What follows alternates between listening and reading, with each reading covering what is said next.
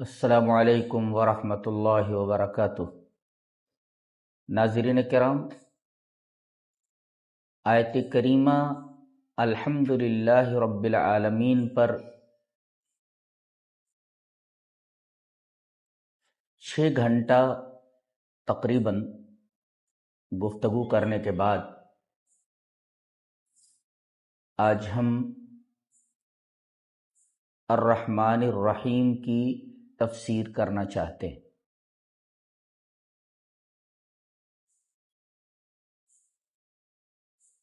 سب سے پہلا سوال یہ ہے کہ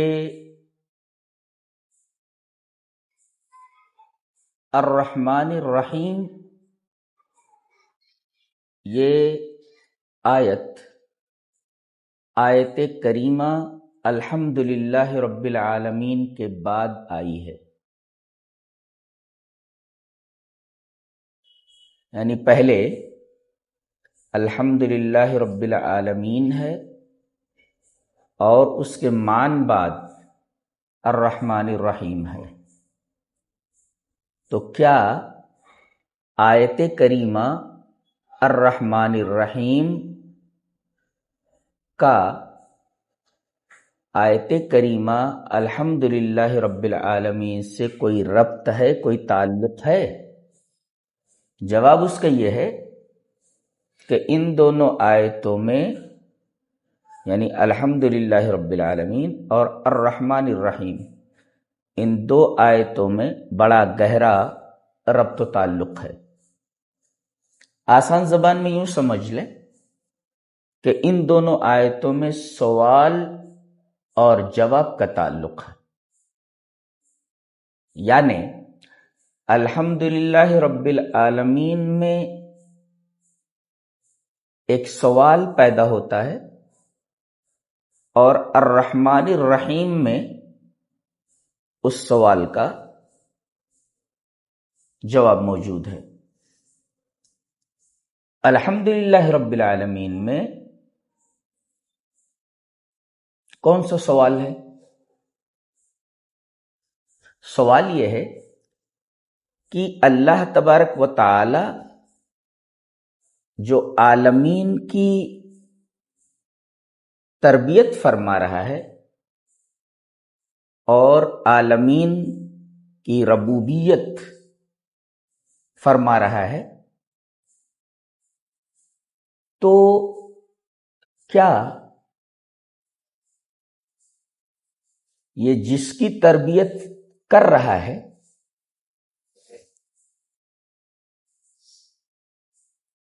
اس تربیت پانے والے کا کوئی حق رب کے اوپر، مربی کے اوپر ہے، یا تربیت پانے والے کا کوئی احسان اس تربیت کرنے والے پر ہے،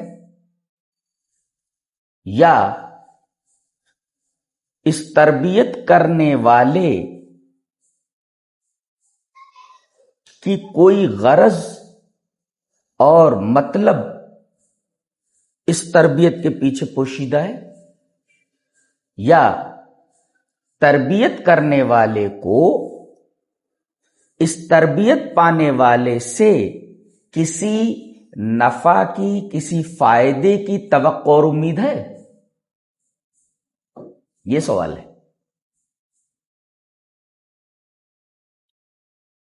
جواب اس کا یہ ہے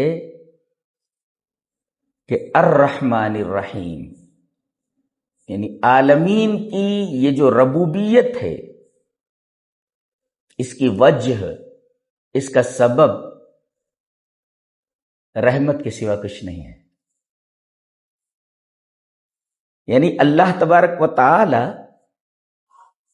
یہ جو کائنات کی ربوبیت کر رہا ہے، اس ربوبیت کے پیچھے نہ کسی کا استحقاق ہے، نہ کسی کا احسان ہے، نہ اللہ تبارک و تعالی کی کوئی غرض اور مطلب اس تربیت سے ہے۔ یا اس تربیت سے وہ کسی نفع یا کسی فائدے کی امید رکھ رہا ہو؟ اس سوال کا جواب الرحمن الرحیم سے دیا گیا کہ کائنات کی یہ جو ربوبیت ہے، کائنات کے اوپر ربوبیت کو جو سایہ پھیلا ہوا ہے، یہ اللہ تبارک و تعالی کی رحمت کے سوا کچھ نہیں ہے۔ اور اللہ تبارک و تعالی تو غنی ہے، اس کے علاوہ کائنات کا ذرہ ذرہ اس کا محتاج ہے، تمام انسان فقیر ہیں، جیسا کہ فرمایا گیا یا ایھا الناس انتم الفقراء الی اللہ واللہ هو الغنی الحمید، اے دنیا کے تمام انسانوں، تم سب اللہ کے محتاج ہو، تم اس کے فقیر ہو، اور اللہ ہی غنی ہے اور قابل تعریف ہے۔ اب جب کائنات کا ذرہ ذرہ، تمام کے تمام انسان فقیر ہیں اور اللہ غنی ہے، تو ایک فقیر ایک غنی کو کیا دے سکتا ہے؟ اور ایک غنی کو ایک فقیر سے کیا توقع ہو سکتی ہے، کیا امید ہو سکتی ہے؟ تو الحمدللہ رب العالمین سے ایک سوال اٹھا اور الرحمن الرحیم سے اس سوال کا جواب دیا گیا۔ گویا کہ ان دونوں آیتوں میں الحمدللہ رب العالمین اور الرحمن الرحیم میں سوال اور جواب کا تعلق ہے۔ الحمدللہ رب العالمین میں ایک سوال پیدا ہوا تو الرحمن الرحیم سے اس سوال کا جواب دے دیا گیا۔ یہ حرام ہے، یہ ایک وجہ ہے۔ دوسرے، اگر آپ غور کریں تو ربوبیت کے اندر خفیف سی، ہلکی سی ایک جھلک خوف کی اور ترہیب کی بھی ہے، نہیں سمجھے؟ اب تفسیر کی گہرائی سے زیادہ لوگوں کو دلچسپی ہے نہیں، اس وجہ سے ان گہرے معانی اور عمیق مفہومات کو سمجھنے سے لوگ قاصر ہیں۔ تو میں یہ کہہ رہا تھا کہ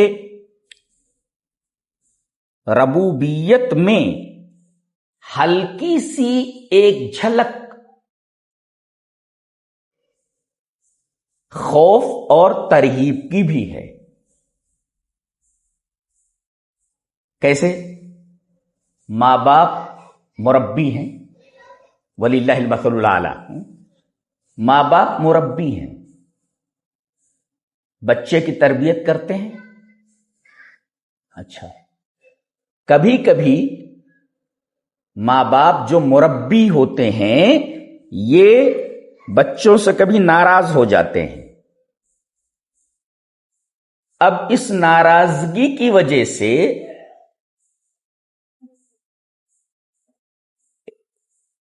مربوب کو ایک خوف لاحق ہو جاتا ہے کہ ماں باپ ناراض ہیں، کیا مجھے سزا دینے والے ہیں؟ جی۔ تو رب کے اندر خفیف سی ایک جھلک خوف اور ترہیب کی بھی ہے۔ جی، جیسے اللہ تبارک و تعالی نے ایک جگہ ارشاد فرمایا ان ربک سریع العقاب وانہ لغفور الرحیم۔ پہلا جملہ کیا ہے؟ جملہ نہ کہیں، آیت کا پہلا ٹکڑا کیا ہے یہ؟ ان ربک سریع العقاب، دوسرا ٹکڑا وانہ لغفور الرحیم۔ تو ربوبیت کے اندر دیکھیے، تمہارا رب جلد سزا دینے والا ہے۔ ان ربک سریع العقاب، بے شک تمہارا رب جلد سزا دینے والا ہے۔ تو بھائی جو سزا دے اس سے ڈر لگتا ہے نا، تو گویا کہ یہاں رب لا کر کے سریع العقاب اس کی صفت لائی گئی. گویا کہ رب کے اندر ایک ہلکی سی جھلک ترہیب کی اور خوف کی بھی ہے. تبھی تو کہا گیا ان ربک سریع العقاب. لیکن مان بات فرمایا گیا وَإِنَّهُ لَغَفُورٌ رَحِيمٌ کہ سریع العقاب تو ہے لیکن غفور الرحیم بھی ہے. یہ سریع العقاب لا کر کے جو رب کی صفت ہے اس کے بعد غفور الرحیم کہہ کر کے در حقیقت ترغیب اور ترہیب میں توازن قائم کیا گیا ہے. جی تو الحمدللہ رب العالمین اور الرحمن الرحیم ان دونوں کے درمیان ترغیب اور ترہیب کا بھی تعلق ہے. گویا کہ رب العالمین سے ترہیب معلوم ہوئی تو الرحمن الرحیم سے ترغیب دی گئی تاکہ ترغیب اور ترہیب میں توازن باقی رہے. جی یہ دوسری وجہ ہے الحمدللہ رب العالمین کے بعد آیت کریمہ الرحمن الرحیم لانے کی.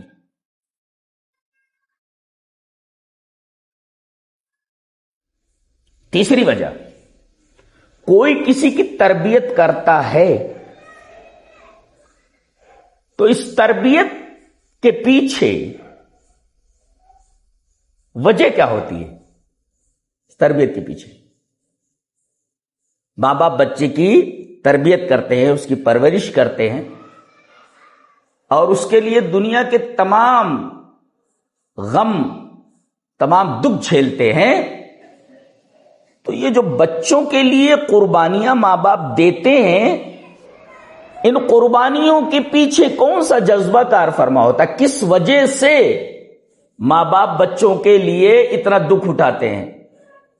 اس کا سیدھا سا جواب ہے کہ اس کے پیچھے ماں باپ کے اندر اپنے بچوں کے تئیں جو جذبہ رحم ہے اس جذبہ رحم کی وجہ سے وہ اپنے بچوں کی تربیت کرتے ہیں اور ان کے لیے ہر دکھ اور ہر غم برداشت کرتے ہیں.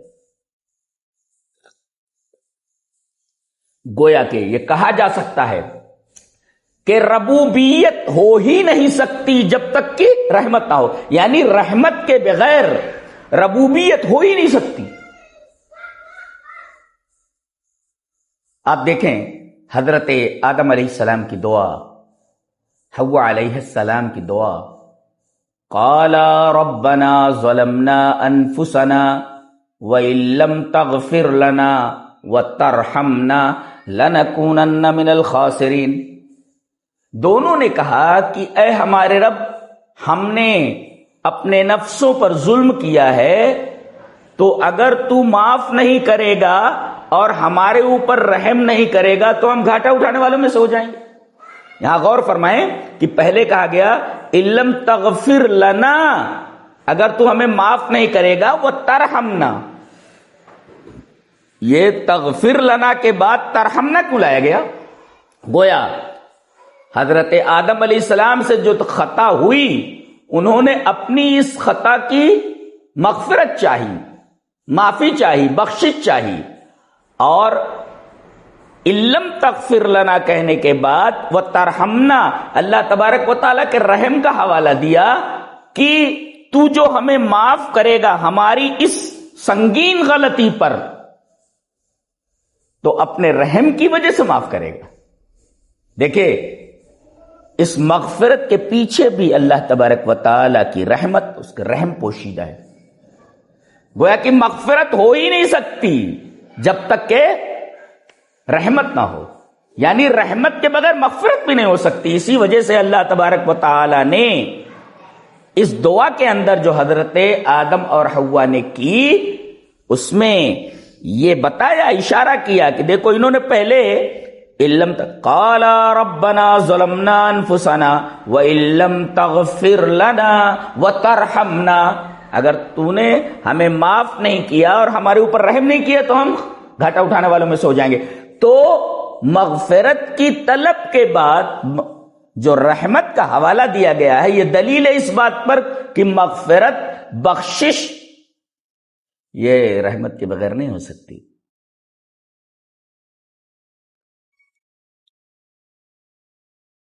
تو گویا کہ صفت ربوبیت بغیر رحمت پائی ہی نہیں جا سکتی۔ اور ایک بات اور ذہن نشین کریں، جی بہت غور سے میری طرف متوجہ ہو جائیں اور توجہ دیں کہ عربی زبان کا ایک قاعدہ ہے کہ جب کسی موصوف کے اوپر کوئی حکم لگایا جائے اور موصوف کے بعد صفت ذکر کی جائے تو یہ صفت اس حکم کی علت ہوتی ہے۔ نہیں سمجھے؟ کسی موصوف کے اوپر کوئی حکم لگایا جائے اور اس موصوف کے بعد صفت ذکر کی جائے تو یہ صفت علت ہوتی ہے اس حکم کی۔ جی اسی وجہ سے علماء اصول کہتے ہیں کہ قاعدہ یہ ہے کہ تعلیق الحکم بالوصف يدل على علیت ذلك الوصف لذلك الحکم۔ میں سمجھاتا ہوں اس کو، پہلے اس قاعدے کو ذہن نشین کریں کہ جب کسی موصوف کے اوپر کوئی حکم لگایا جاتا ہے اور موصوف کے بعد کوئی صفت ذکر کی جاتی ہے تو یہ جو صفت ہے یہ موصوف پر لگائے گئے حکم کی علت ہوتی ہے۔ جیسے میں ایک جملہ کہتا ہوں، اکرم زیدن الفاضل، زید کی تکریم کرو، زید کی عزت کرو۔ کیوں؟ اس لیے کہ وہ فضیلت والا ہے، فاضل ہے وہ۔ اب آپ دیکھیں کہ اکرم زیدن، اس کے بعد الفاضل کہا گیا، تو زید جو موصوف ہے اس کے اوپر حکم کیا لگا؟ اکرام کا، کہ اکرام کرو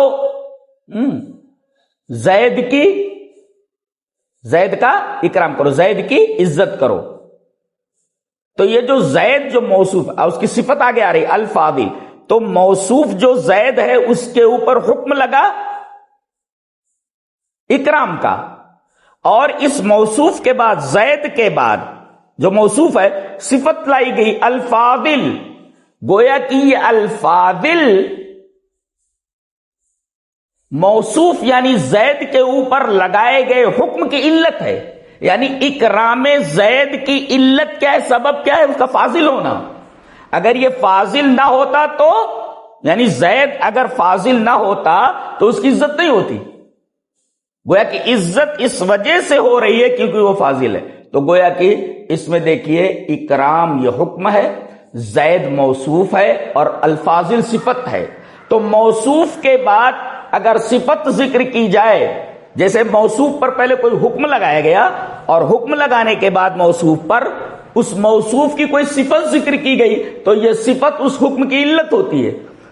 جیسے اکرم زیدن الفاضل ہے، زید کا اکرام کرو، تو زید پر اکرام کا حکم لگا اور زید جو موصوف ہے اس کی صفت الفاضل لائی گئی۔ گویا کہ یہ فاضل جو صفت ہے یہ حکم اکرام زید کی علت ہے۔ ففہم وتدبر۔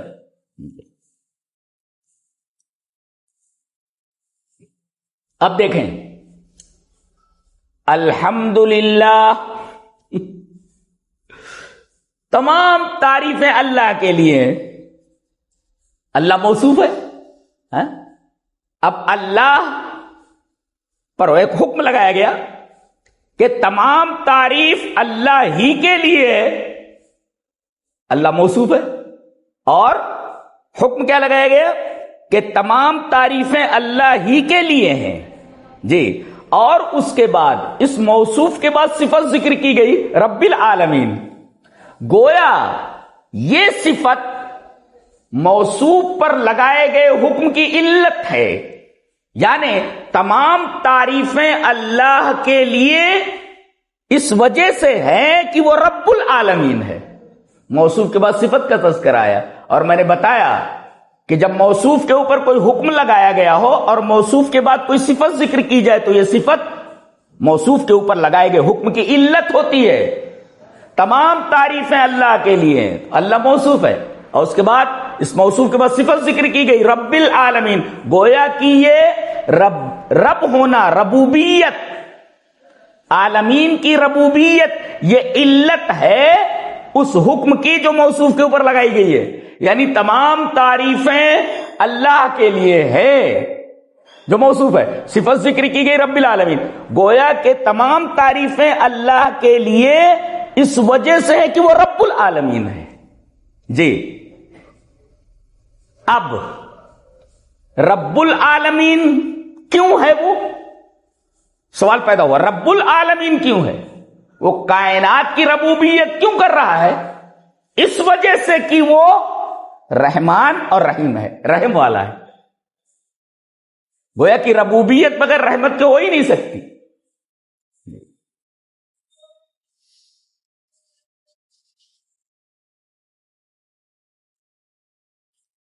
اور یہ بات ذہن نشین کریں کہ قرآن حکیم کا یہ بہت ہی پیارا انداز ہے کہ جہاں بھی کوئی دعویٰ کرتا ہے تو دلیل ضرور موجود ہوتی ہے.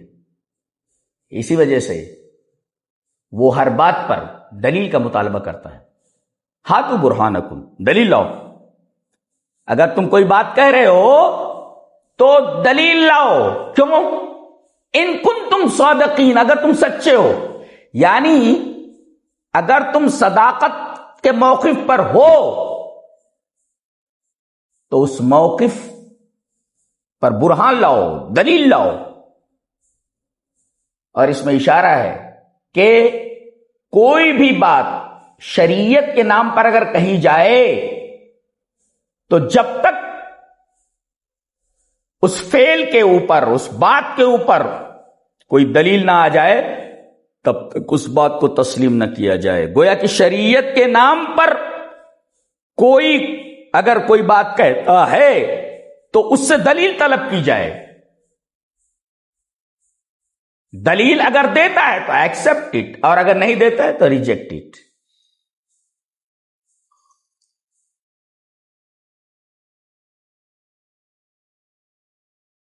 اور یہاں ایک نقطہ اور یاد رکھیں کہ یہ تینوں آیتیں الحمدللہ رب العالمین، الرحمن الرحیم اور مالک یوم الدین، یہ آپس میں ایک دوسرے سے مربوط ہیں.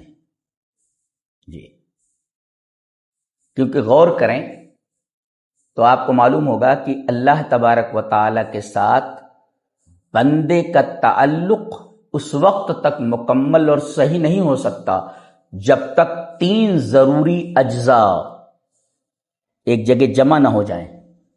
تین چیزیں جب جمع ہوں گی تب بندے کا تعلق اللہ تبارک و تعالی سے مکمل اور صحیح ہوگا. بھئی اللہ تبارک و تعالی سے بندے کا تعلق استوار ہونا چاہیے، بندے کا تعلق اللہ سے.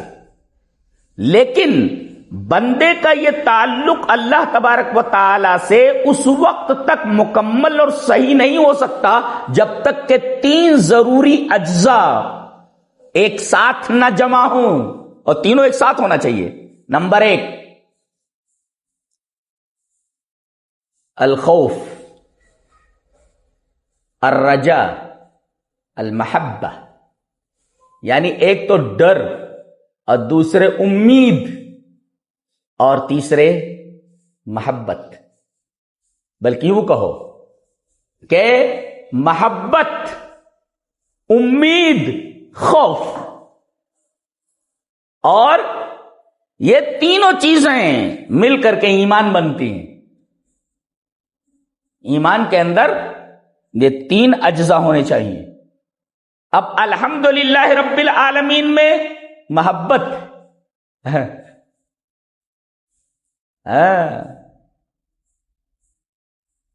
اور الرحمن الرحیم میں امید ہے. اور مالک یوم الدین میں خوف ہے کہ کل قیامت کے دن کھڑا ہونا ہے اللہ کے سامنے. گویا کہ مالک یوم الدین جو تیسری آیت ہے اس کے اندر خوف ہے، اور الرحمن الرحیم کے اندر اس آیت میں امید ہے کہ اللہ تبارک و تعالی ہمیں معاف کر دے گا، ہمارے گناہ بخش دے گا. اور الحمدللہ رب العالمین کے اندر محبت ہے. تو گویا کہ یہ تین ضروری اجزاء جب ایک ساتھ جمع ہوں تو بندے کا تعلق اللہ تبارک و تعالیٰ سے استوار ہوتا ہے. کیا؟ اللہ سے محبت ہونی چاہیے، اللہ تبارک و تعالیٰ کا خوف بندے کے دل میں ہونا چاہیے، اور اللہ تبارک و تعالیٰ سے امید بندے کی برابر رہنی چاہیے. اللہ تبارک و تعالیٰ کی رحمت سے کبھی مایوس نہیں ہونا چاہیے. تو یہ تین چیزیں ایسی ہیں اور تین ضروری اجزاء ایسے ہیں جو بندے کا تعلق رب سے استوار کرتے ہیں: محبت، رجا یعنی امید، تیسرے خوف. اور انہی اجزاء میں افراط اور تفریط کی وجہ سے قومیں گمراہ ہوئی ہیں. جی مثلا دیکھیے آپ عیسائیوں کو، یہ عموماً اللہ تبارک و تعالی کے ساتھ تعلق میں صرف اور صرف محبت کو ضروری قرار دیتے ہیں. بس صرف محبت کی جائے، بس خوف نہیں. جی یہ صرف محبت ہی کو ضروری قرار دیتے ہیں. تو اب یہ ایک غلط راستے پر چلے گئے یہ کہ تین ضروری اجزاء ہونے چاہیے، ایک ساتھ مجتمع ہونا چاہیے. یہ صرف محبت کو ضروری قرار دیتے ہیں.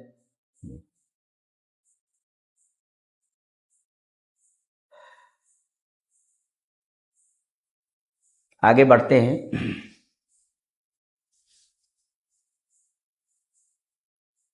کہ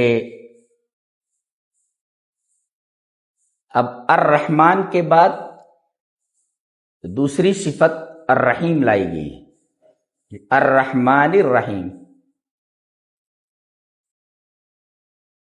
الرحمن کے بارے میں آپ ذہن نشین کر لیں، شاید اس سے پہلے میں نے ذکر کیا ہوگا کہ یہ ایسی صفت ہے اللہ تبارک و تعالی کی جو کسی دوسری صفت کے اندر آتی ہی نہیں ہے، جو کسی دوسری صفت کے ساتھ نہیں آتی سوائے الرحیم کے. آئے گی تو اکیلی آئے گی، الرحمن علم القرآن. اور اگر کسی صفت کے ساتھ آئے گی تو صرف اور صرف الرحیم کے ساتھ، کسی اور صفت کے ساتھ الرحمن کی صفت نہیں آتی.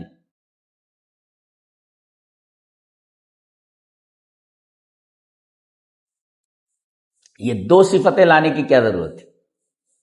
اللہ تبارک و تعالیٰ نے اپنی ان دو صفتوں کو ایک ساتھ یہاں کیوں ذکر فرمایا؟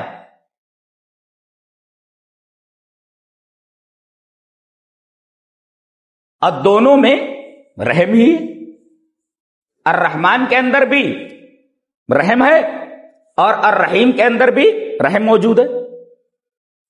اور ان دونوں صفتوں کو ذکر کر کے اللہ تبارک و تعالی نے گنہگاروں کو یہ بشرا، یہ خوشخبری عطا فرمائی ہے کہ لا سبیل الی الیاس من رحمت اللہ مہما کثرت الذنوب والمعائب، کہ اللہ تبارک و تعالیٰ کی رحمت سے مایوسی کی کوئی گنجائش نہیں، چاہے گناہ اور عیوب کتنے ہی زیادہ کیوں نہ ہوں. یہ دیکھیے الرحمن کے بعد الرحیم، یہ دونوں صفتیں ذکر کرنے کی ایک وجہ تو یہ ہے کہ اللہ تبارک و تعالیٰ کی رحمت سے مایوس ہونے کی کوئی وجہ نہیں، اللہ تبارک و تعالیٰ کی رحمت سے مایوس ہونے کی کوئی گنجائش نہیں، خواہ گناہ اور عیوب بہت ہی زیادہ ہوں. کثرت سے کیوں نہ ہو. تو ایک وجہ تو یہ ہے کہ اللہ تبارک و تعالی نے ان دو صفتوں کو اس آیت کریمہ میں ذکر کیا، اور یہ دونوں صفتیں مل کر ایک آیت بنتی ہیں. یہ دونوں صفتیں مل کر ایک آیت بنتی ہیں. تو پہلی بات تو یہ معلوم ہے کہ الرحمن ایسی صفت ہے جو ایک ہی صفت الرحیم کے ساتھ مل کر آتی ہے. الرحمن کسی اور صفت کے ساتھ مل کر نہیں آتی. اب سوال پیدا ہوا یہ دو صفتیں ذکر کرنے کی وجہ کیا ہے؟ جواب اس کا یہ ہے کہ الرحمن کے بعد اپنی صفت الرحیم ذکر فرمائی یہ بتانے کے لیے کہ اللہ تبارک و تعالیٰ کی رحمت سے مایوس ہونے کی کوئی گنجائش نہیں، کوئی وجہ نہیں، چاہے تمہارے گناہ کتنے ہی زیادہ کیوں نہ ہو جائیں. اس وجہ سے دو صفتیں ذکر فرمائی گئی. ایک چیز یہاں ٹھہر کر اور ذہن نشین کر لیں کہ سبحان اللہ کتنی عجیب مناسبتیں ہیں. دیکھیے کہ اللہ رب العالمین ہے، اس کا رسول رحمت للعالمین ہے، اس کی کتاب ذکر للعالمین ہے، اور اللہ نے اس امت کا جو قبلہ متعین کیا وہ ہدی للعالمین ہے. دیکھ رہے ہیں کتنی عجیب مناسبتیں. اللہ رب العالمین ہے، اس کا رسول رحمت للعالمین ہے، اس کی کتاب ذکر للعالمین ہے، اور اس نے جو اس امت کے لیے قبلہ مقرر فرمایا وہ ہدی للعالمین ہے. اور سب کا ذکر قرآن حکیم میں اسی طریقے سے. اور یہ بھی بڑی عجیب مناسبت ہے کہ اللہ رحمان اور رحیم ہے، رحمان اور رحیم ہے، اور رسول رحمت للعالمین ہے، اور رسول اللہ صلی اللہ علیہ وسلم کے صحابہ رحماء بینہم ہیں، اور قرآن ہدی و رحمہ ہے. جی قرآن میں کہا گیا کہ اللہ رحمان اور رحیم ہے، قرآن حکیم میں کہا گیا کہ اللہ کا رسول رحمت للعالمین ہے، قرآن حکیم میں کہا گیا کہ قرآن ہدایت اور رحمت ہے. یعنی قرآن سراپا ہدایت اور سراپا رحمت. اور قرآن میں یہ بھی فرمایا گیا کہ رسول اللہ صلی اللہ علیہ وسلم کے تمام صحابہ رحماء بینہم ہیں. اس میں ایک اشارہ یہ ملا کہ جب اللہ رحمان اور رحیم ہے، ہمارا رسول رحمت للعالمین ہے، اس کے صحابہ رحماء بینہم ہے، قرآن ہدی و رحمہ ہے، تو کیا ہم پر یہ واجب نہیں کہ ہمارے اقوال، ہمارے اعمال، ہمارے اخلاق اور ہمارے تمام معاملات میں رحم کی جھلک پائی جائے؟ جی کتنی بڑی بات ہے. یہاں تعلیم یہ دی گئی ہے کہ مسلمانوں کے اقوال میں رحم ہو، مسلمانوں کے اعمال میں رحم ہو، مسلمانوں کے اخلاق میں رحم ہو، مسلمانوں کے تمام معاملات کے اندر رحم ہو. آج آپ دیکھیں کہ رحم کا یہ جذبہ مسلمانوں کے دلوں سے کس طرح مفقود ہو چکا ہے. بڑے بڑے ڈاکٹروں کو دیکھیے کہ مریض کتنا ہی غریب کیوں نہ ہو، الا ماشاء اللہ کچھ ڈاکٹروں کو چھوڑ کر کے اس غریب کے ساتھ کسی طریقے کے رحم کا برتاؤ نہیں کیا جاتا. ایسے تمام شعبوں کے اندر لوگوں کے دلوں سے رحم کا جو جذبہ ہے وہ ختم ہو گیا. معمولی کہیں آدمی کوئی سائیکل خریدوا دیتا ہے تو اس پر دلالی لے لیتا ہے. بتائیے جو کام انسانوں کی خدمت کے لیے ہو، جو کام انسان کی فلاح و بہبود کے لیے کیا جانا چاہیے، اس پر پیسے لیے جا رہے ہیں. گویا کہ رحم کا جذبہ لوگوں کے دلوں سے بڑی حد تک نکل چکا ہے، یہ نکلتا جا رہا ہے.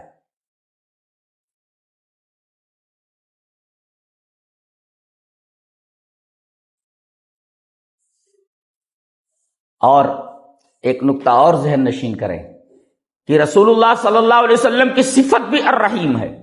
رحیم رحیم رحیم صفت ہے.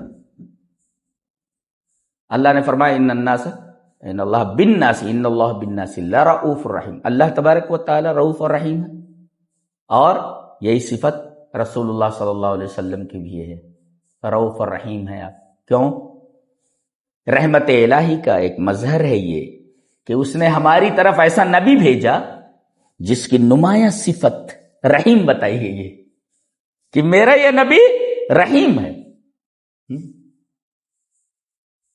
گویا کہ رحمت الہی کا ایک بہت بڑا مظہر ہمارے نبی جناب محمد الرسول اللہ صلی اللہ علیہ وسلم ہے، جن کی نمایاں صفت اللہ تبارک و تعالی نے قرآن حکیم میں رحم بتایا. رحم رحم.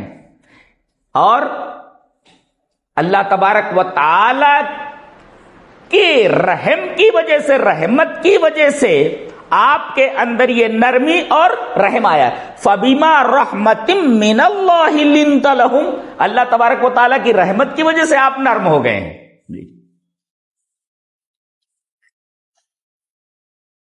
گویا کہ رحمت الہی کا ایک بہت بڑا مظہر جناب محمد الرسول اللہ صلی اللہ علیہ وسلم ہے، جن کی نمایاں صفت قرآن حکیم میں رحیم بتائی گئی ہے.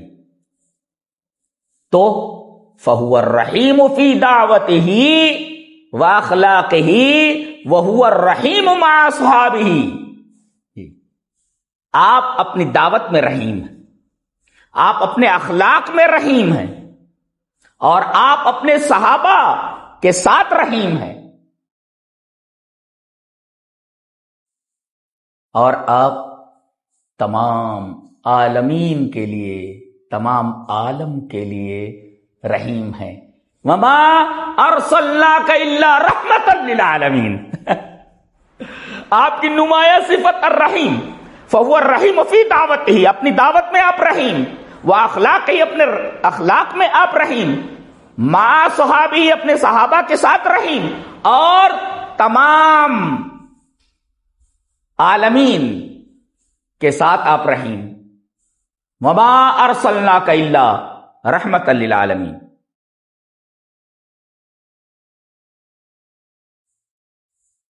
اور ایک چیز اور نگاہ میں رکھیں کہ اللہ تبارک و تعالی کی رحمت کا ایک مظہر یہ بھی ہے کہ وہ بندوں کے گناہوں کو معاف کرتا ہے. قانون تو یہ کہتا ہے کہ بندے نے گناہ کیا، جگہ ہی پر اس کو قرار واقعی سزا دی جائے اس کو اس جرم کی، لیکن اللہ تبارک و تعالی بندے کے گناہ پر فوراً گرفت نہیں کرتا بلکہ اسے ڈھیل دیتا ہے. جبکہ قانون کیا کہتا ہے کہ مجرم کو جرم کے وقت ہی پکڑ کر قرار واقعی سزا دی جائے، لیکن اللہ تبارک و تعالی ایسا نہیں کرتا، بندے کو ڈھیل دیتا ہے. یہ قانون امہال در حقیقت اللہ تبارک و تعالی کی رحمت کا ایک بہت بڑا مظہر ہے. اور بندہ اگر توبہ کر لے تو اللہ تبارک و تعالی اس کی توبہ قبول کر لیتا ہے، اس کے گناہوں کو معاف کر دیتا ہے. تو یہ جو گناہوں کو معاف کرنے کا معاملہ ہے، اللہ جو گناہوں کو معاف کرتا ہے، کیوں معاف کرتا ہے؟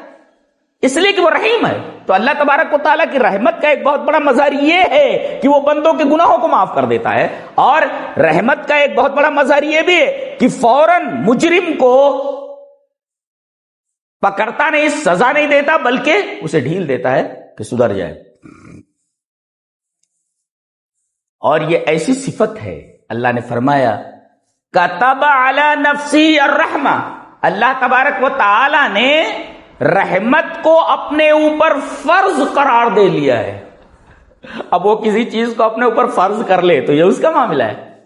کتب علی نفسی الرحمہ، اس نے رحمت کو اپنے اوپر لازم کر لیا ہے. یہ بڑی عجیب و غریب بات ہے. اور مسلم شریف کی روایت ہے کہ نبی کریم صلی اللہ علیہ وسلم نے فرمایا کہ اللہ تبارک و تعالی نے عرش پر اپنے پاس یہ لکھ کر رکھ دیا ہے، کیا؟ ان رحمتی تغلب غضبی، میری رحمت میرے غضب کے اوپر غالب ہے. یہ لکھ دیا کر کے اپنے عرش کے اوپر رکھ دیا، اپنے پاس، عرش پر اپنے پاس رکھ دیا کہ اللہ تبارک و تعالیٰ کی رحمت، میری رحمت میرے غضب پر غالب ہے.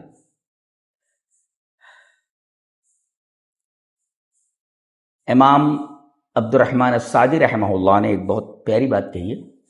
قال الشیخ عبد الرحمن السعدی ان رحمت العبد للخلق من اکبر الاسباب التي تنال بها رحمت اللہ.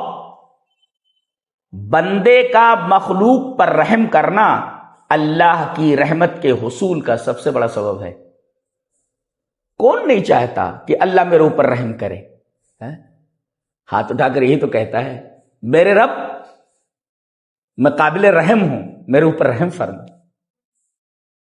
میں قابل رحم ہوں، میرے اوپر رحم فرما. کون نہیں چاہتا کہ اللہ تبارک و تعالی اس کے اوپر رحم کرے؟ عبد الرحمن سعدی فرما رہے ہیں اگر تم اللہ تبارک و تعالی کی رحمت کا مستحق بننا چاہتے ہو تو مخلوق کے اوپر رحم کرو. جی اس لیے کہ ان رحمت العبد للخلق من اکبر الاسباب التي تنال بها رحمت اللہ، کہ مخلوق پر، اللہ کے بندوں پر رحم کرنا یہ سب سے بڑا سبب ہے اللہ تبارک و تعالیٰ کی رحمت کو پانے کا. اگر آپ کو اللہ کی رحمت کو پانا ہے، حاصل کرنا ہے کہ اللہ میرے اوپر رحم کرے، تو سب سے بڑا سبب یہ ہے اس رحمت کو پانے کا کہ آپ اللہ تبارک و تعالیٰ کی مخلوق پر رحم کریں، کمزوروں پر رحم کریں، غریبوں کا خیال رکھیں، بیواؤں اور مسکینوں کی خبرگیری کریں.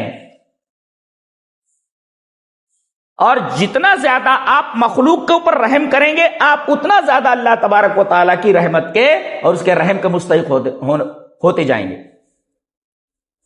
گویا کہ اللہ تبارک و تعالیٰ کی رحمت کے حصول کا سب سے بڑا سبب یہ ہے کہ بندوں کے اوپر، اللہ کے بندوں کے اوپر، اللہ کی مخلوق کے اوپر رحم کرے. اب آگے بڑھتے ہیں. دو صفتیں ذکر کی گئیں، الرحمن اور الرحیم. ان دونوں صفتوں کے درمیان کیا ربط ہے؟ ان دونوں میں کیا فرق ہے؟ جواب اس کا یہ ہے کہ الرحمن اسم خاص باللہ تعالی. یہ الرحمن ایسا اسم ہے، ایسی صفت ہے جو صرف اللہ کے لیے خاص ہے، کسی انسان کے اوپر اس کا اطلاق نہیں ہو سکتا. ولا يصح ان يطلق على غیرہ اے لا يتسمى به غیرہ، یعنی یہ ایسی صفت ہے جو اللہ تبارک و تعالیٰ کے ساتھ خاص ہے، کسی اور کو رحمان نہیں کہا جا سکتا. رحمان کا اطلاق کسی کے اوپر صحیح نہیں ہے، رحمان کا اطلاق صرف اللہ کے اوپر ہوگا. اور رحیم یہ تو اللہ تبارک و تعالیٰ نے بندوں کے لیے بھی کہا ہے، اپنے رسول کے لیے کہا ہے. تو رحیم کا اطلاق بندے کے اوپر بھی ہو سکتا ہے، لیکن رحمان کا اطلاق اللہ کے علاوہ کسی کے اوپر نہیں ہو سکتا. یہ الرحمان اور رحیم کے درمیان ایک فرق ہے کہ الرحمان یہ ایسی صفت ہے جس سے غیر اللہ کو موسوم نہیں کیا جا سکتا، اور الرحیم یہ اللہ کے علاوہ دوسروں کے اوپر بھی اس صفت کو بولا جا سکتا ہے.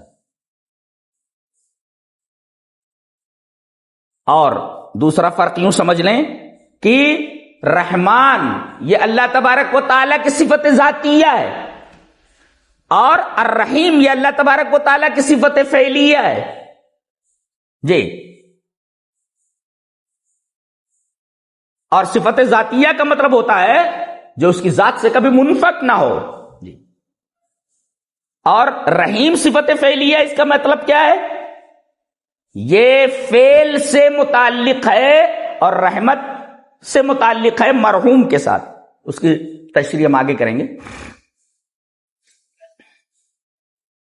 علامہ ابن قیم رحمہ اللہ نے بدائع الفوائد کے اندر اس سلسلے میں جو بحث کی ہے وہ میں آپ کے سامنے رکھ دوں. قال ابن القیم رحمہ اللہ ان الرحمن دال علی الصفۃ القائمۃ بہ سبحانہ و تعالی والرحیم دال علی تعلقها بالمرحوم فکان الاول للوصف والثانی للفعل فالاول دال ان الرحمۃ صفته والثانی دال علی انه یرحم خلقه برحمته. جی خلاصہ یہ کہ ابن قیم فرماتے ہیں کہ رحمان یہ اللہ تبارک و تعالیٰ کی صفت قائمہ پر دلالت کرتا ہے، اور رحیم یہ اس کی رحمت کا مرحوم کے ساتھ جو تعلق ہے اس کے اوپر دلالت کرتا ہے، اس تعلق پر دلالت کرتا ہے. یعنی اللہ تبارک و تعالیٰ کی رحمت کا جو تعلق مرحوم کے ساتھ ہے، جس کے اوپر رحم کیا جائے، تو مرحوم کے ساتھ صفت کا جو تعلق ہے یہ صفت فعلیہ ہے. اور واضح طور پر پہلا یعنی الرحمن یہ دلالت کرتا ہے، یہ بتاتا ہے کہ ان الرحمت صفته، کہ رحمت یہ اللہ کی صفت ہے. اور یہ الرحیم یہ دوسرا الرحیم دال علی انہ یرحم خلقہ برحمتی، یہ الرحیم یہ لفظ یہ صفت یہ دلالت کرتی ہے کہ اللہ اپنی مخلوق کے اوپر رحم کرتا ہے اپنی رحمت کی وجہ سے. جی یہ مطلب ہے اس کا. ایک فرق اور یہ علماء نے بتایا ہے کہ الرحمن یشمل رحمت الدنیا للجمیع، کہ رحمان یہ دنیا کی رحمت پر دلالت کرتا ہے.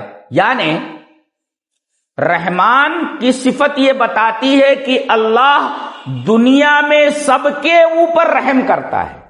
جی مومن ہو، کافر ہو، فرما بردار ہو اس کا، نافرمان ہو اس کا، کوئی بھی ہو، کائنات کا ذرہ ذرہ اس کی رحمانیت کے رحم سے دبا ہوا ہے.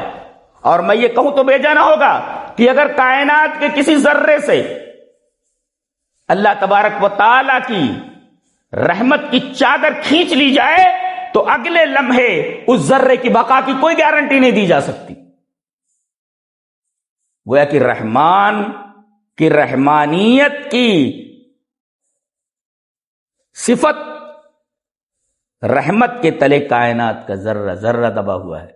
تو گویا کہ رحمان کا مطلب یہ ہر ایک کے اوپر رحم کرنے والا، مومن کے اوپر، کافر کے اوپر، فاسق کے اوپر، فاجر کے اوپر، سب کے اوپر رحم کرنے والا، کائنات کے ذرے ذرے پر رحم کرنے والا. اور رحیم کا مطلب ہے والرحیم یختص برحمت الآخرۃ للمؤمنین، اور رحیم کا مطلب کہ آخرت میں اللہ تبارک و تعالی صرف مومنین پر رحم کرے گا. تو گویا کہ الرحمن یہ اللہ کی صفت عامہ ہے اور الرحیم اللہ تبارک و تعالیٰ کی صفت خاصہ ہے. رحمان سب کو شامل ہے، رحمان عام ہے اور رحیم خاص ہے. جیسا کہ اللہ تعالیٰ نے فرمایا وَكَانَ بِالْمُؤْمِنِينَ رَحِيمًا، وہ مومنین کے اوپر رحیم ہے.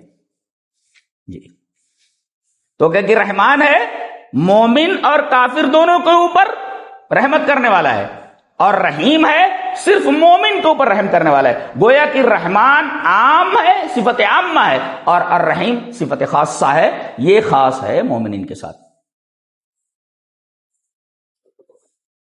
ایک عجیب نکتہ ہے کہ کلمہ رحمان یہ لفظ رحمان جو ہے یہ قرآن حکیم میں 57 بار آیا ہے، 57 ٹائمز.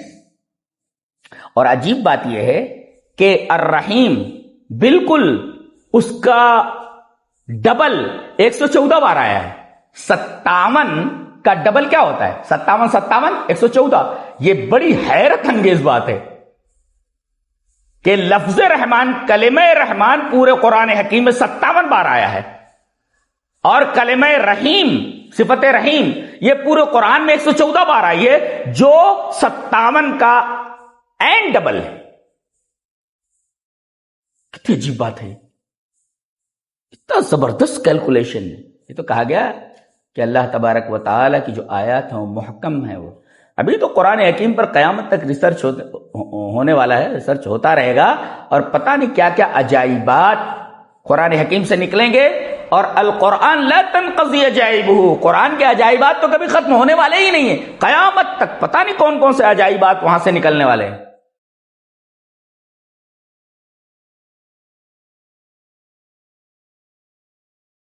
رحمان اور رحیم میں علماء نے ایک اور فرق بتایا ہے کہ الرحمن یدل علی سعۃ رحمت اللہ، یعنی یہ رحمان اللہ تبارک و تعالی کی رحمت کی وسعت کو بتاتا ہے کہ کتنی وسیع ہے اس کی رحمت جی۔ اور والرحیم یدل علی ایصالھا لخلقہ، اور رحیم یہ بتاتا ہے کہ اس کی رحمت اس کے مخلوق تک پہنچانا ہے جی۔ تو الرحمان کے اندر اللہ تبارک و تعالیٰ کی رحمت کی وسعت کو بیان کیا گیا ہے، اور الرحیم کے اندر اللہ تبارک و تعالیٰ کی رحمت کے پہنچانے کو مخلوق تک، کہ اللہ تبارک و تعالیٰ کی رحمت مخلوق تک پہنچ رہی، یہ بتانا ہے۔ گویا الرحمن ذو الرحمت الواسعہ والرحیم ذو الرحمت الواصلہ جی۔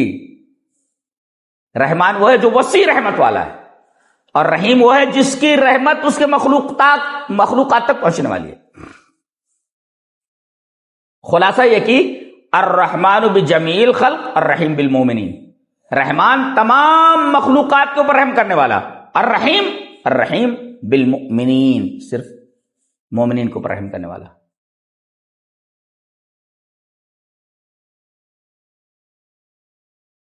یہاں ٹھہر کر ایک اور نقطے کی طرف اشارہ کر دیں کہ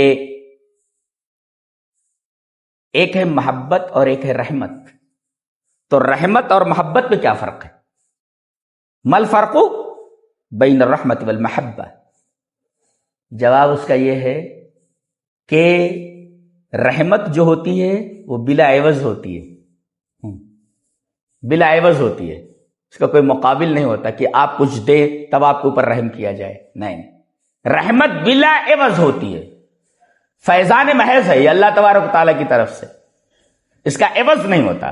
رحمت بلا عوض ہوتی ہے، اور محبت میں قابلیت فعل کا لحاظ ہوتا ہے، نہیں سمجھے؟ اللہ نے فرمایا رحم تو سب کے اوپر کرتا ہے وہ، لیکن ان اللہ یحب المتقین، اللہ تبارک و تعالیٰ کی محبت جو ہے یہ صرف متقین کے لیے ہوتی ہے۔ ان اللہ یحب المتقین، خلاصہ یہ کہ اللہ رحم سب کے اوپر کرتا ہے مگر محبت سب سے نہیں کرتا، یہ خلاصہ ہے اس کا۔ پورا قرآن آپ پڑھ جائیے، آپ کو پتا چلے گا کہ اللہ تبارک و تعالیٰ رحم سب کے اوپر کرتا ہے اس لیے کہ وہ رحمان ہے، لیکن محبت سب سے نہیں کرتا۔ کس سے محبت کرتا ہے؟ جو محبت کے قابل ہوں۔ رحمت تو بلا عوض ہوتی ہے، لہذا سب کے اوپر رحمت کرتا ہے وہ، لیکن محبت سب سے نہیں کرتا۔ رحم سب کے اوپر کرتا ہے، رحمت سب کے اوپر کرتا ہے، مگر محبت سب سے نہیں کرتا۔ محبت کرنے کے لیے وہ محبت کے لائق ہونا چاہیے، محبت کے قابل ہونا چاہیے۔ اللہ نے فرمایا ان اللہ یحب المتقین، اللہ متقین سے محبت کرتا ہے۔ پتہ یہ چلا کہ متقین اس قابل ہیں کہ اللہ ان سے محبت کرے جی۔ تو گویا کہ یہ تقوی یہ قابل بناتا ہے متقی کو کہ اللہ اس سے محبت کرے۔ تو اللہ رحم سب کے اوپر کرتا ہے مگر محبت سب سے نہیں کرتا۔ ان کے اندر قابلیت ہونی چاہیے، وہ قابلیت اگر پائی گئی، وہ صفت پائی گئی تو اللہ تبارک و تعالیٰ محبت کرتا ہے، ورنہ محبت سب سے نہیں کرتا۔ تو گویا کہ رحمت کے لیے کسی قابلیت کی ضرورت نہیں ہے، وہ بلا عوض ہے، لیکن محبت کے لیے محبت کے لائق ہونا ضروری ہے۔ جیسے یہاں ان اللہ یحب المتقین کہا گیا کہ متقین وہ محبت کے لائق ہیں اس لیے کہ وہ اللہ سے ڈرتے ہیں، ان کے دلوں میں تقوی ہے۔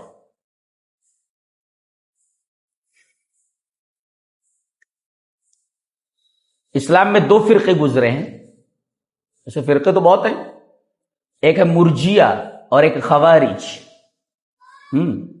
فرقہ مرجیہ عیسائیوں کی طرح تعلق باللہ کی جو بنیاد ہے وہ صرف رحمت کو مانتا ہے کہ اللہ تبارک و تعالی سے تعلق کی بنیاد صرف رحمت ہے، اس وجہ سے کہتا ہے ایمان کافی ہے، عمل اس کے لیے ضروری نہیں ہے۔ جی. اور معاملہ خوارج کا، خوارج دوسری طرف چلے گئے، وہ کہتے ہیں کہ تعلق باللہ کی جو بنیاد وہ خوف ہے، وہ خوف ہے. وہ لہذا وہ کہتے ہیں کہ گناہ کبیرہ کا جو مرتکب ہے جی اس کا انجام یہ ہے جہنم.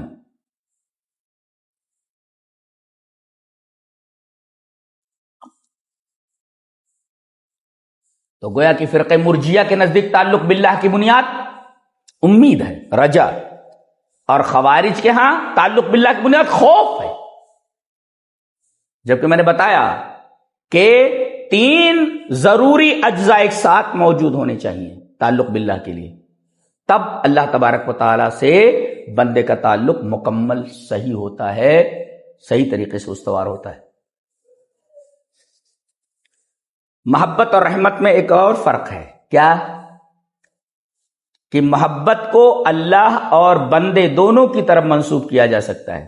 جی، محبت کو منسوب کیا جا سکتا ہے اللہ کی طرف، اور محبت کو منسوب کیا جا سکتا ہے بندے کی طرف. بالفاظ دیگر محبت کی نسبت اللہ کی طرف بھی ہو سکتی ہے اور محبت کی نسبت بندے کی طرف بھی ہو سکتی ہے. جیسے اللہ نے فرمایا فَسَوْفَ يَأْتِ اللَّهُ بِقَوْمٍ يُحِبُّهُمْ وَيُحِبُّونَهُ. اللہ ان سے محبت کرتا ہے، وہ اللہ سے محبت کرتے ہیں. دیکھیے یہاں پر محبت کی نسبت اللہ کی طرف بھی ہے اور محبت کی نسبت بندوں کی طرف بھی ہے. لیکن رحم کے اندر یہ نسبت دونوں طرف نہیں ہو سکتی. جی، کہ اللہ بندوں پر رحم کرتا ہے یہ تو ٹھیک ہے، لیکن بندے اللہ پر رحم کرتے ہیں ایسا نہیں کہا جا سکتا. جی، تو محبت اور رحمت میں ایک فرق یہ ہے کہ محبت کی نسبت اللہ اور بندے دونوں کی طرف کی جا سکتی ہے، لیکن رحمت کی نسبت اللہ اور بندے کی طرف نہیں کی جا سکتی، دونوں کی طرف. کہ اللہ بندے کے اوپر رحم کرتا ہے یہ تو ٹھیک ہے، لیکن بندہ اللہ کی طرف، اللہ کے اوپر رحم کرتا ہے یہ تو صحیح نہیں ہے. اور یہ بھی نقطہ معلوم ہوا اس بحث سے کہ رحمت اصل ہے اور محبت اس کی فرع ہے. تفسیر سے تعلق قائم کرو تب یہ تمام چیزیں، یہ دقائق اور یہ تمام چیزیں سمجھ میں آئیں گی.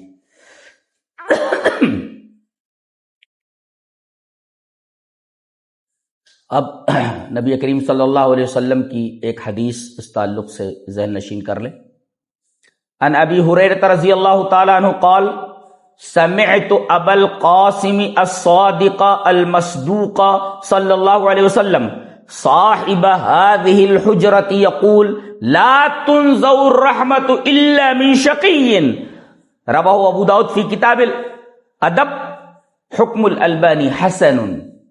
یہ حدیث امام البانی کے نزدیک حسن ہے، اور راوی حضرت ابو ہریرہ فرماتے ہیں کہ میں نے سنا ابو القاسم سے، یعنی جناب محمد الرسول اللہ صلی اللہ علیہ وسلم کے بیٹے کی طرف نسبت کرتے ہوئے آپ کو ابو القاسم کہا گیا، کہ میں نے سنا ابو القاسم کو جو صادق ہیں، مصدوق ہیں اور اس حجرے والے ہیں. جی، اس حجرے والے ہیں یعنی اس حجرے میں آپ رہنے والے ہیں. وہ کہتے ہیں کہ نبی کریم صلی اللہ علیہ وسلم فرماتے ہیں کہ لا تنزع الرحمت الا من شقی، کہ نہیں نکالی جاتی ہے رحمت مگر بدبخت آدمی سے. کیا مطلب؟ اگر آدمی کے دل میں رحم نہ ہو تو وہ شقی ہے، بدبخت ہے. سب سے بڑا بدبخت کون؟ جس کے دل سے رحمت نکال لی جائے. تو جس کے دل سے رحمت نکال لی جائے وہ شقی ہے. لا تنزع الرحمت الا من شقی. اللہ تبارک و تعالی اس آدمی کے دل سے رحمت کو نکالتا ہے، اور ایسے آدمی کے دل سے رحمت نکالی جاتی ہے جو بدبخت ہو. پتہ یہ چلا کہ آدمی کا دل اگر رحم سے خالی ہو جائے تو بہت بڑا بدبخت ہے، شقی ہے وہ.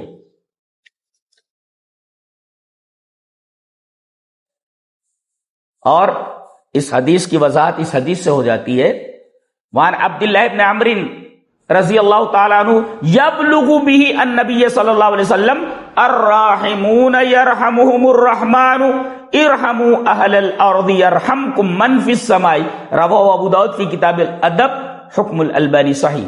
علامہ البانی کہتے ہیں یہ حدیث صحیح ہے، اور عبداللہ ابن عمرو اس حدیث کے راوی وہ فرماتے ہیں کہ نبی کریم صلی اللہ علیہ وسلم نے ارشاد فرمایا کہ رحم کرنے والوں ہی پر اللہ تبارک و تعالی رحم کرتا ہے، جو رحم کرنے والے ہوتے ہیں اللہ ان پر رحم کرتا ہے۔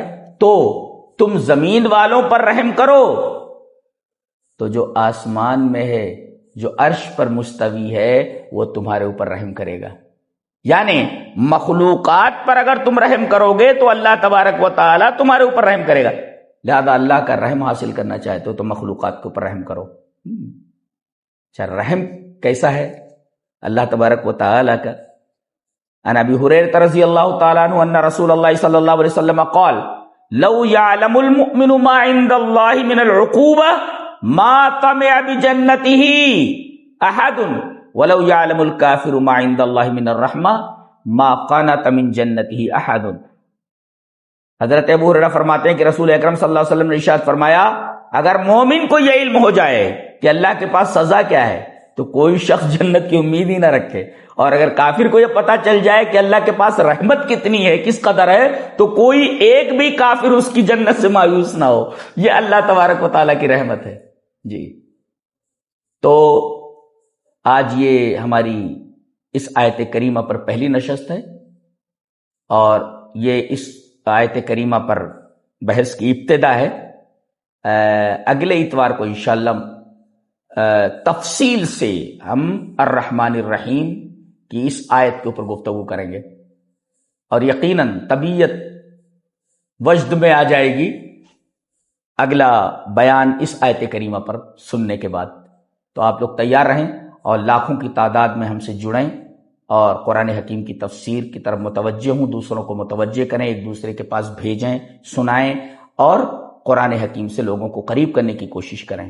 اللہ تبارک و تعالی ہمارے ان عملوں کو قبول فرمائے۔